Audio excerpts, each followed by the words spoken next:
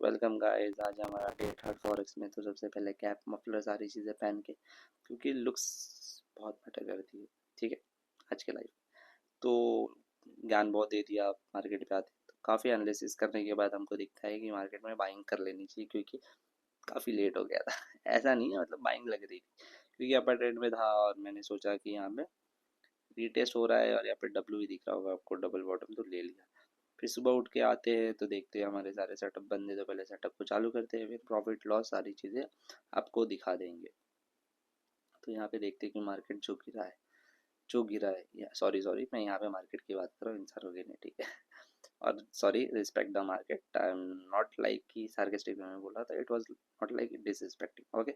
तो सबसे पहले यहाँ पे हम प्रॉफिट लॉस देख लेते हैं। तो लॉस हुआ है हमारा, जो हमारा जितना लॉस होता है उतना ही लॉस हुआ, तो इट्स फाइन, इतना बड़ा लॉस नहीं है। तो इट्स ओके, जल्दी चैलेंजेस चालू करेंगे, तो कीप सपोर्टिंग, बने रहो।